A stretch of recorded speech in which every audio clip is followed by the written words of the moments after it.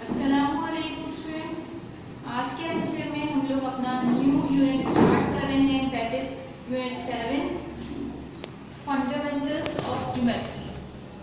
ठीक है, इसमें हमारे पास जो पहला टॉपिक है वो है पैरेलल लाइंस। लाइंस के बारे में आपको पता है कि बेसिकली लाइंस होती क्या है, जो दोनों साइड से एक्सटेंड करती है। It means there is no ending point. ठीक है, बोथ साइड से हमारे पास एक्सटेंड होता है, तो वो हमारे पास क्या कहलाती है, सिंपल लाइन।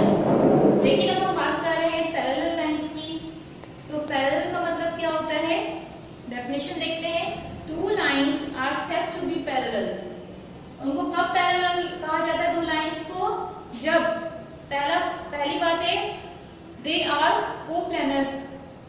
इट मींस कि हमारे पास पैरेलल लाइंस एक ही प्लेन पर हो। एक ही प्लेन का मतलब आप इस तरह समझ सकते हैं कि वो एक ही पेज पर हो। ठीक है, क्योंकि इसमें एक्सिस की बात आ जाती है, तो सिंपल वर्डिंग में हम ये कह सकते हैं वो एक ही प्लेन मतलब एक ही पेज पर हो। ये ना हो कि एक लाइन इस पेज पर हो, दूसरी लाइन दूसरे पेज पर, तो वो पैरेलल नहीं कहलाएगी। दूसरी इंपॉर्टेंट बात, दे डू नॉट इंटरसेक्ट।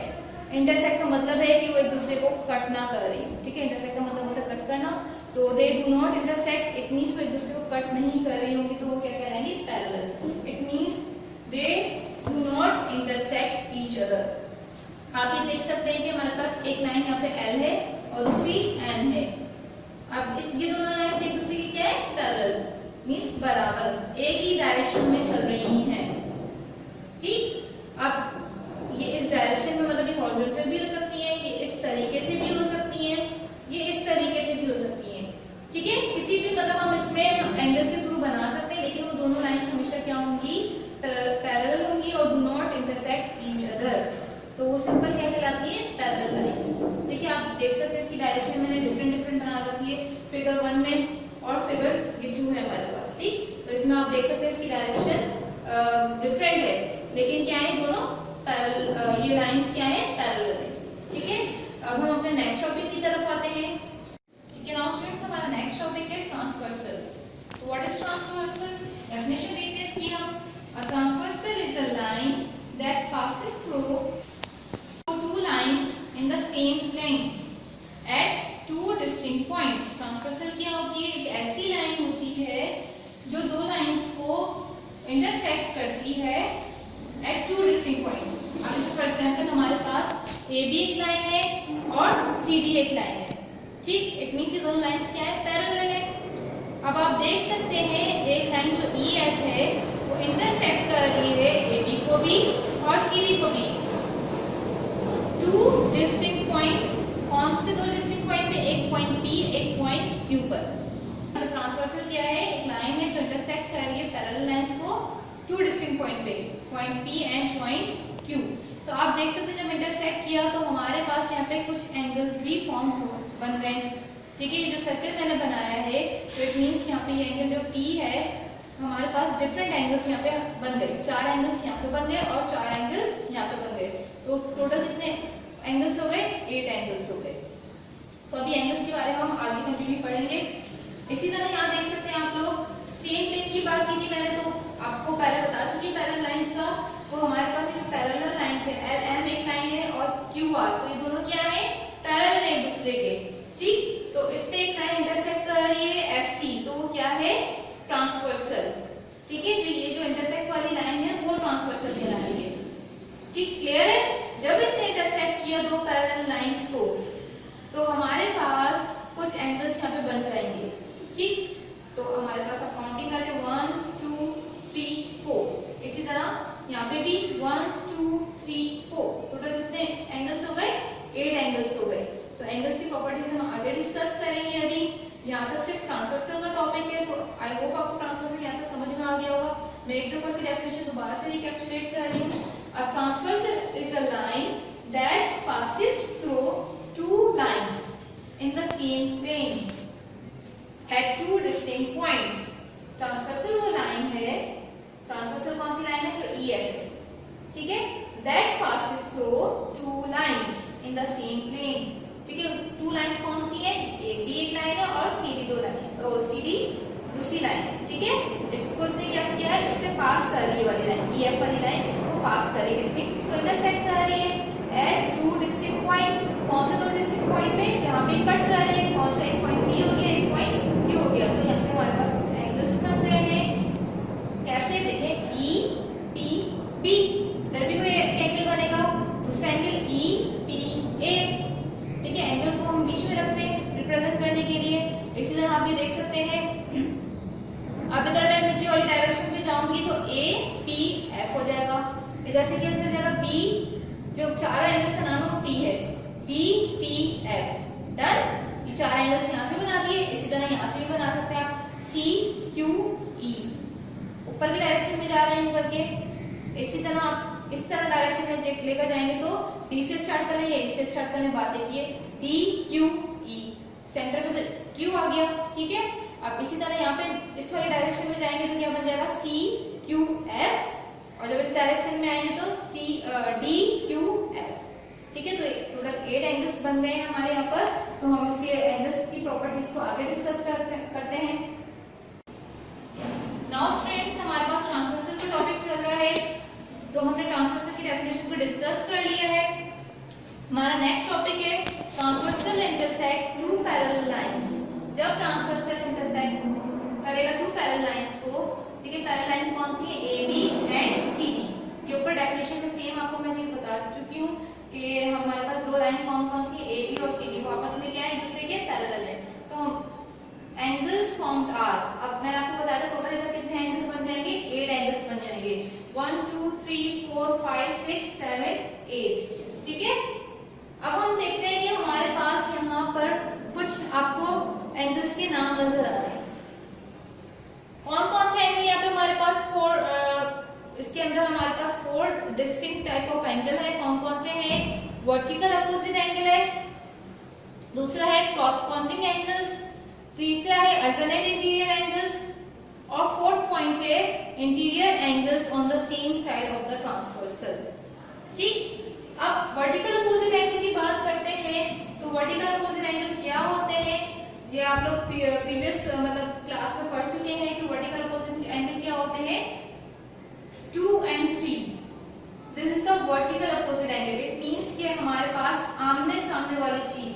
ठीक, अपोजिट मींस क्या होता है, एक दूसरे के आमने सामने। तो हमारे पास जो ट्रांसवर्सल AB एंड CD दो लाइंस हैं, और EF हमारे पास क्या है, यहाँ पर एक ट्रांसवर्सल है जो इंटरसेक्ट कर रही है AB एंड CD को, इस पॉइंट पे और इस पॉइंट पे।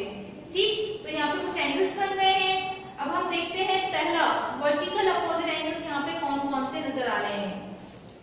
एंगल्स ऑफ ट्रांसवर्सल जो होते हैं हमेशा बराबर होते हैं, ठीक है, कॉन्ग्रुएंट होते हैं। तो इसमें कौन कौन से वर्टिकल अपोजिट एंगल है, 1 और 4 एक दूसरे के अपोजिट नजर आ रहे हैं आपको, और 2 और 3 आपको एक दूसरे के अपोजिट नजर आ रहे हैं। तो इट मींस जो एंगल यहाँ पर होगा वही एंगल 3 पर आएगा, जो एंगल 1 पे होगा वही एंगल आपको 4 पे होगा। इट मींस कि 1 and 4 both are equal, 2 and 3 are equal.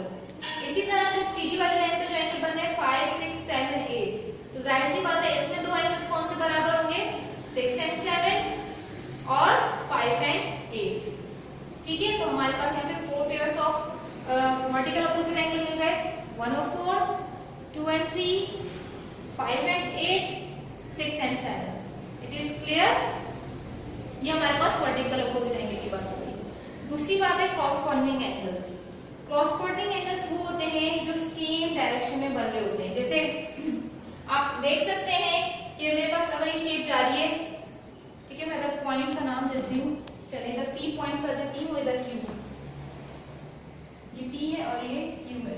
ठीक है, P और Q से मैंने डिनोट किया। तो आप देखिए APE, आप इस डायरेक्शन में देखें तो हमारे पास कौन सा एंगल बन रहा है, 1। ठीक, अब इसी की तरह सेम डायरेक्शन हम निकालेंगे CQE तक, तो हमारे पास एक ये डायरेक्शन है, आप ये देख सकते हैं, ये डायरेक्शन इस तरफ और ये वाली डायरेक्शन इस तरफ, ऊपर वाली लाइन पे। ठीक है, तो हमारे पास APE बनेगा, APE, तो हमारे पास एंगल 1 मिल जाएगा। इसी तरह ये सेम डायरेक्शन में यू देखेंगे तो CQE पे हमारे क्या बन जाए, 5। तो 1 और 5 एक दूसरे के क्या होंगे, हमारे पास क्रॉसपॉइंटिंग एंगल्स। ठीक है, इसी तरह और एंगल्स देखते हैं हम लोग। देखिए लुक लाइक एल शेप, थोड़ा सा टेढ़ा है लेकिन एल शेप है हमारे पास, EPB। तो एंगल Q मिल गया। ठीक है, डन है, ये बात समझ में आ गई। इसी तरह हम देख सकते हैं हमारे पास सेम डायरेक्शन पे जो जा रही है कौन सी 6 पर, ठीक है, तो हमारे पास D Q E आ जाएगा। ठीक है, इसी तरह आप देख सकते हैं, सही, तो हमारे पास डन एंगल, तो 2 और 6 हमारे एक दूसरे के क्या होंगे, क्रॉसपॉन्डिंग एंगल्स होंगे। इसी तरह मजीद हम देखते हैं और एंगल्स कौन से मिल रहे हैं हमारे पास सेम डायरेक्शन पे, यस, B P F, ठीक है, उस पे एंगल 4 मिल रहा है। इसी तरह हमारे पास D Q F 8 मिल रहा है, तो 4 और 8 एक दूसरे के क्या है, क्रॉसपॉन्डिंग एंगल्स हैं। और इसी तरह 3 एंड 7 हमारे पास क्या है, एक दूसरे के क्रॉसपॉन्डिंग एंगल्स हैं। इट इज क्लियर, ये बात समझ में आ गई। ठीक है, ये मैंने मेंशन भी किया, इधर भी हमारे पास 4 पेयर्स ऑफ क्रॉसपॉन्डिंग एंगल्स मिल गए हम लोगों को। Now third one is alternate. अच्छा, ये दोनों जो क्रॉसपॉन्डिंग एंगल्स भी वो एक दूसरे के क्या होते हैं, इक्वल होते हैं। जब हम एंगल्स के थ्रू काम करेंगे तब आपको और बात अच्छे तरीके से क्लियर हो जाएगी और अच्छे तरीके से समझ में आ जाएगी जब मैं यहाँ पे एंगल मेंशन करूंगी। ठीक, नाउ फॉर नेक्स्ट हमारे पास क्या है, अल्टरनेट इंटीरियर एंगल।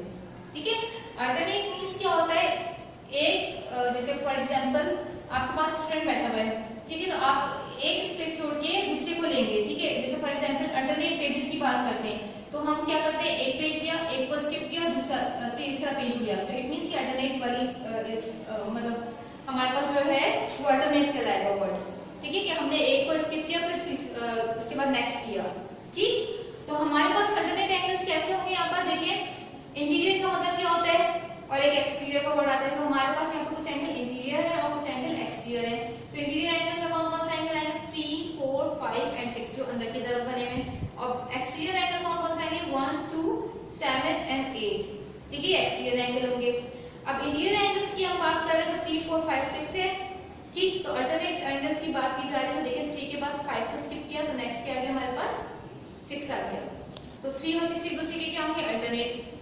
सही, इसी तरह अगर मैं 4 से स्टार्ट करती हूँ तो 4 को 6 को छोड़ा तो नेक्स्ट क्या हो गया, 5, तो 4 और 5 एक दूसरे के क्या होंगे, alternate angle. It is clear, ये बात समझ में आ गई। अब ये अल्टरनेट एंगल्स भी हमारे पास क्या होते हैं, इक्वल होते हैं। ठीक है, ये तीन चीजें हमारे पास जब भी हम एंगल निकालेंगे हमेशा बराबर होंगी।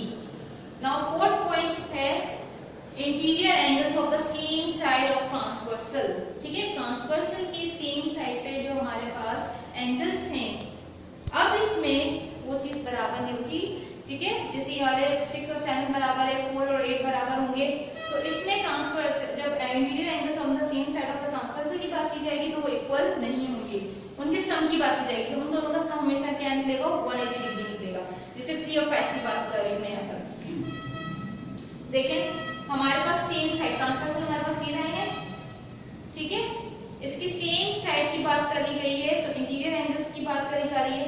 ठीक है, इंटीरियर एंगल्स का वर्ड यूज हो रहा है, interior angles on the same side of the transversal. ये ट्रांसवर्सल निकाली है, इस पे हमारे पास सेम साइड पे 3 और 5, जब इन दोनों को ऐड करेंगे तो हमारे पास रिजल्ट क्या आएगा, 180 डिग्री। इसी तरह हमारे पास इंटीरियर एंगल्स में हमारे पास 4 और 6 है, तो 4, 6 को ऐड करेंगे तो हमारे पास क्या आएगा, इन दोनों का सम 180 डिग्री। It is clear. ये ट्रांसवर्सल की कुछ प्रॉपर्टीज थी एंगल से रिलेटेड। हमारे पास कुछ एंगल्स यहाँ पे फॉर्म हुए थे। पहला कौन सा था, vertical and opposite angle, second क्या था, क्रॉसपॉन्डिंग एंगल्स, थर्ड क्या था, अल्टरनेट इंटीरियर एंगल्स, और फोर्थ क्या था, ठीक है, फर्स्ट 3 आर कॉन्ग्रुएंट। ये तीनों हमेशा, ये दोनों जैसे इसके जो एंगल्स हैं जो बराबर होंगे, ठीक है, इसके दोनों एंगल्स भी बराबर होंगे, इसके भी दोनों एंगल्स बराबर होंगे, लेकिन फोर्थ वाला जो था interior angles on the same side of the transversal, वो हमारे पास सम किस में आ जाता है कि इन दोनों को जब सम को ऐड करेंगे तो 180 डिग्री आएगा इसका रिजल्ट। It is clear. तो ये आज का लेक्चर था, आई होप आपको समझ में आ गया होगा। नेक्स्ट लेक्चर में हम क्वेश्चन सॉल्व करेंगे इन्हीं प्रॉपर्टीज को लेकर, ठीक है। तो प्रॉपर्टीज आपके पास ऑलरेडी लिखी हुई होनी चाहिए कॉपीज में, ताकि आपको क्वेश्चन समझने में आसानी हो और इसके आप एंगल्स इजीली फाइंड आउट कर सकें, ठीक है स्टूडेंट्स। आज का लेक्चर था, अगर आपको समझ में नहीं आए तो आप दोबारा से वीडियो देखिएगा, ठीक। आसान है टॉपिक, वो हमारा